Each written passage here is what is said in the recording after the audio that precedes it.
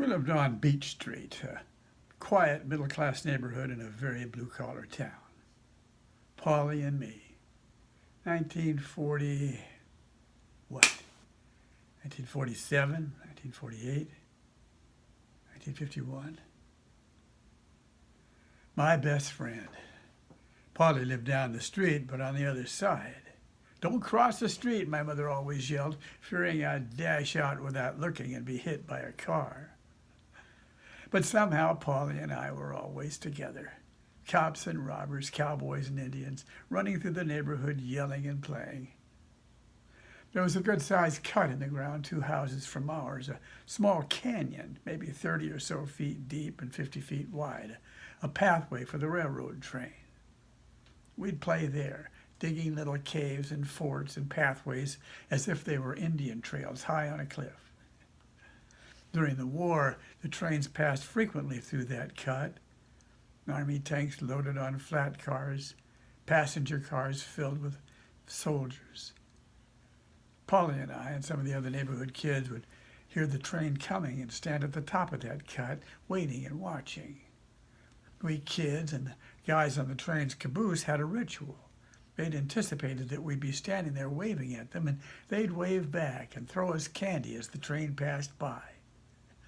I wonder if the kids in that old neighborhood now stand at the top of that bluff and wave at the guys in the train. If those guys still wave back and toss them candy. Seems like it was always sunny back then. Clear blue skies, sometimes very hot when there were Santa Anas. But then I do remember it did rain from time to time, and the streets would flood, and big but shallow lakes would form in large areas of the vacant land west of our neighborhood. It was almost all open fields from our house to the beach, 6 or 7 miles away. Open fields of weeds, mustards, sawgrass. Our neighborhood was bordered on that side, the west side, by a 4-lane boulevard, Crenshaw Boulevard. Lining Crenshaw were tall eucalyptus trees. Some of the older boys had climbed those trees and tied long ropes from the limbs.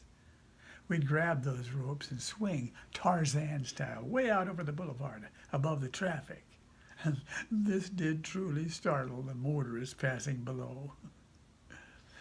There were periods during and after the war that my family, being my mother and younger brother and I, had to temporarily leave our home, our neighborhood.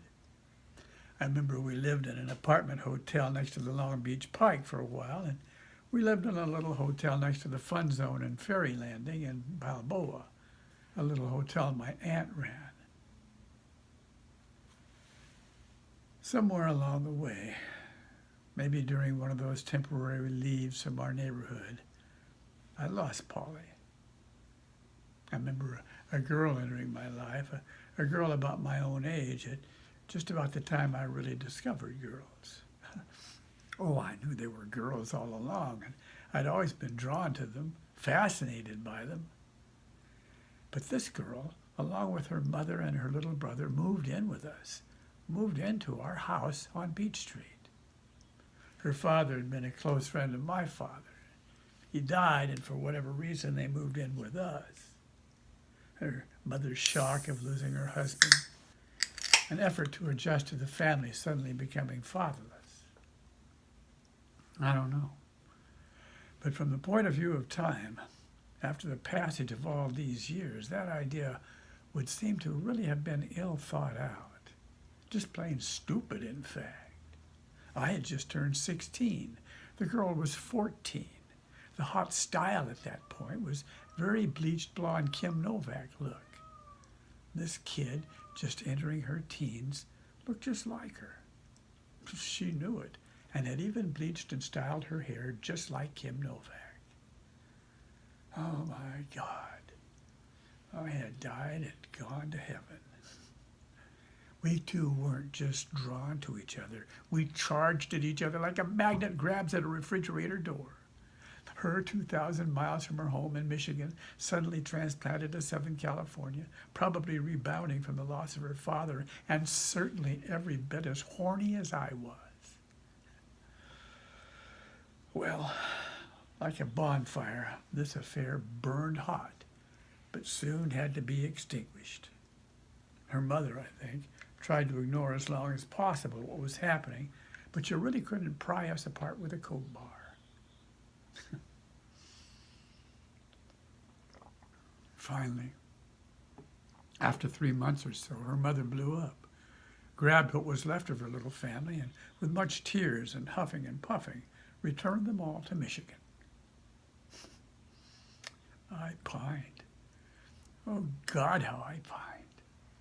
I was in love, and suddenly my love was gone. For weeks, I drove to the bus station where she was taken away, hoping there would somehow be a remnant of her lingering there, some trace that maybe somehow she'd step off an arriving bus and come back to me. I wrote her countless letters. I never heard a word. Finally, I had to come to the conclusion that while our separation had almost killed me, she got over it pretty quickly.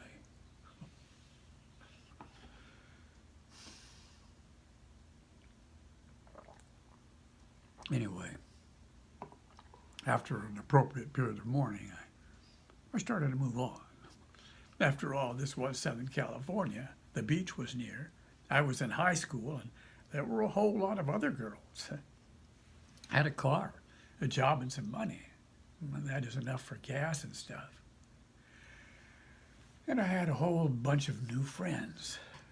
We were all by now sophomores and juniors. Soon we became seniors, approached the end of an era for us, the end of our high school years. But for the moment, we really ruled the roost. We were truly king shit. The serious reality of getting a job and becoming an adult was still a little ways off. Where was Pauley during this period? I don't really know. I guess I'd hear about him from time to time, but I had new and different friends now. Friends that didn't know Pauley. We still lived in the same neighborhood, but I don't even remember seeing him at all. Somehow our paths never crossed. I had kind of a rough time finding my footing after high school. Too young to drink, but too old to participate anymore in the activities designed to occupy teenagers. School dances were out, of course, so my contemporaries and I were really at loose ends until we got to age 21.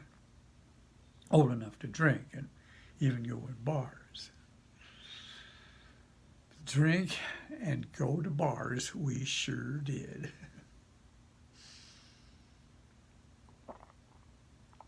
Jobs were kind of hard to come by. Some of the guys worked. However, more often than not, sporadically. There were periodic layoffs and one thing and another, so a lot of the times we were broke and on the beach. For my own part, things didn't really begin to click until I was 19. By the time I was 23, I was doing okay.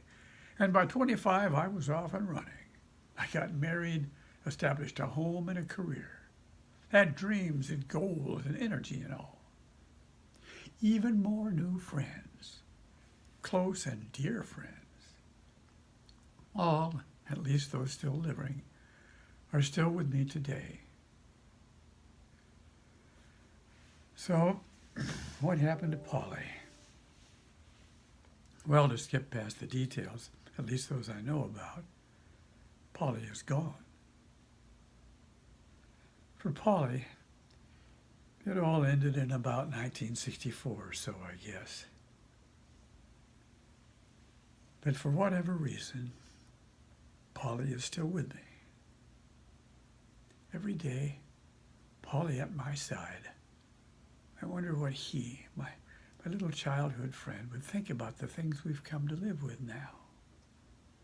Computers and all the technology that's come along in the last 50, 60 years. Cell phones that talk to you, give you directions. See, Pauley, all you have to do is talk to this little flat thing, a thing smaller than a wallet, smaller than an address book. Pauley, I'd say, watch this. Hey, Siri, directions to 3400 Wilshire Boulevard. And this little device talks right back to you and tells you how to get there or anywhere else you want to go. Pauley would be astonished, wouldn't be able to believe it. How could this be? How can this thing hear you? How can it just talk back to you, answer you? How does it work? How does this little flat thing know all this, Pauley would ask. Would have to ask. Well, I'd explain. The device is communicating with a nearby tower that transmits onward to a satellite hundreds of miles above us. A satellite in geosynchronous orbit, and computers programmed with latitudes and longitudes, and then addresses and maps created by Google instantly compute.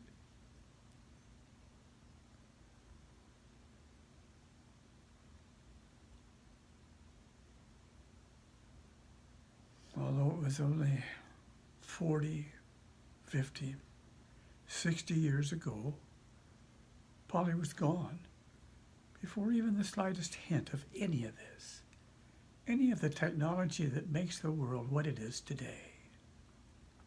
Desktop computers, self-cleaning ovens, solar-powered lights that automatically come on at night, remote controllers that don't even have wires connected to the TV that change channels, turn the sound up and down without even getting up from your chair.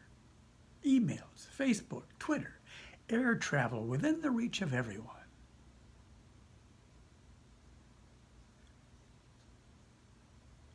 Pauley is still right here with me. And every day I deal with or operate or utilize things that didn't exist at all when my childhood friend, my best friend, was alive.